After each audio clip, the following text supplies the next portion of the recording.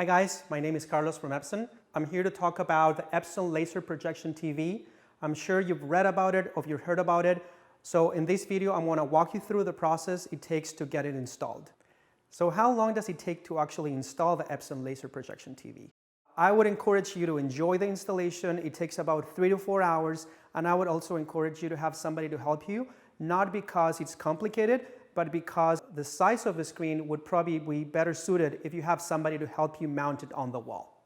The Epson laser projection TV supports the latest AV standards. So if you want a 4K 60 Hz HDR picture, make sure that everything you're connecting to it also supports those standards. AVR systems, soundbars, and even cables. You might be wondering what tools you need to have handy to install the Epson laser projection TV. First, a level, an electric drill, a tape measure, and a stud finder. Another thing to consider is the distance that the projector sits from the wall. That depends on the size of the screen you order, 100 inches or 120. You can find those measurements in our website, but this is basically how a 100 inches setup would look like. So I'm putting one corner together. So I'm going to slide this L bracket inside the frame. Holes matching with the holes in the frame. And then you can start attaching the screws without fully tightening them. And again, don't fully tighten so that you have some wiggle room to adjust later. So now that all 4 sides are screwed in, I can fully tighten, making sure that the corners like very, very straight. So now let's get our hands into the screen material. We're going to keep it protected from your hands for now, but then at a certain point you have to use the provided white gloves to continue with the installation. It's got to be clean, but it comes with a protective material that protects the actual screen. So I'm going to start unrolling it.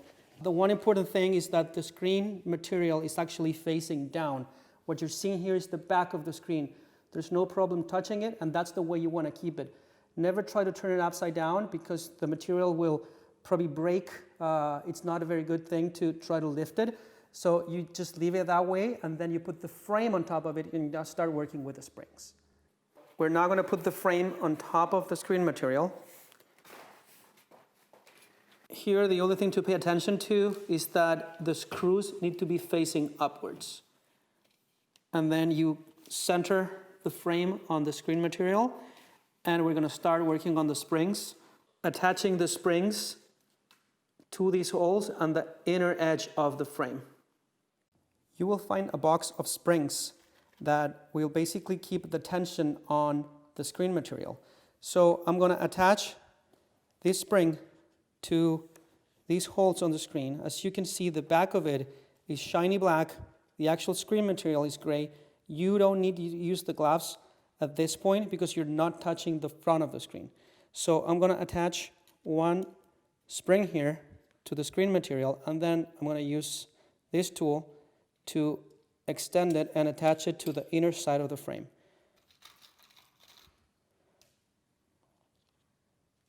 I'm going to do the same thing on the other side, and as you can see, I'm using one on each side only and not going all the way to 4 because I want to balance it out. I want to do the same thing in the other 4 corners so that the screen remains in the centerpiece of the frame. So now I'm going to move to the exact opposite corner and do the same thing. Attach a spring to the screen material, attach it to the inner side of the frame using the tool. This is to make sure that screen remains centered to the frame. To continue with the process, go to one corner and then to the next one, attaching one spring at a time to keep the tension on the screen. Then when you're finished with the springs, you can go with the final part of the screen assembly, which is attaching the outer frame, those black metal pieces that go on each of the 4 sides and that you have to screw on each of the 4 corners. As you can see, the brackets are already installed. What I did was that I used the stud finder to find those studs, closer to where the center of the room or the center of the screen is going to be located, and then just install them. The distance, and I have them leveled, the distance between them is about 50 inches. You can give or take. That depends on where the starts are located in your room. And you're going to have some flexibility to move the screen sideways to adjust for the center of the projected picture or the room environment. Okay, so this is the most critical part of the installation. You see the two brackets installed, but the height of them is determined by the height of the projector. You can go to our website and check the specific measurements for each of the different sizes of screen. So far, we haven't touched the front side of the screen material, which is facing downwards now. So this is the right time to get your gloves on, the white gloves that come in the box. Get some help because you're going to be lifting the screen from the ground, and you want to make sure that you're not touching the screen with your hands that have some oil and other type of dirt that could damage the screen. So we're going to lift the screen now. The screen has a side. So far we haven't talked about that, but there is a side. So we're going to hang it so that the label that is on the back, where the bottom says bottom, you keep that in the bottom, and then you're going to hang the screen from the brackets inside the rails of the inner frame. The inner frame, as we showed in the video, have an opening like a bay, and that's where you hang the screen from. Okay, so we're down to the last part of the installation. I'm going to show you how to access some controls on the back of the projector. I'll take out this cover. It's magnetic, so it's pretty simple. You'll find some buttons here, so we'll go to the menu, go to Settings, and Installation Guide. This will display a pattern that will allow you to align the picture with the screen. So there is some movement that you can do on the screen itself because of how it's hanged from the wall. So you can move it sideways a little bit, but let's try to fix it just with moving the projector. So first I'm going to try to aim at the sides and the bottom, make sure they're straight. And then I'm going to use the two feet adjusters on the side, twisting them to correct the keystoning. You can also level the projector. This should help too. And then let me just twist the knobs. I'm moving it to the left a little bit, and I think that's pretty much squared.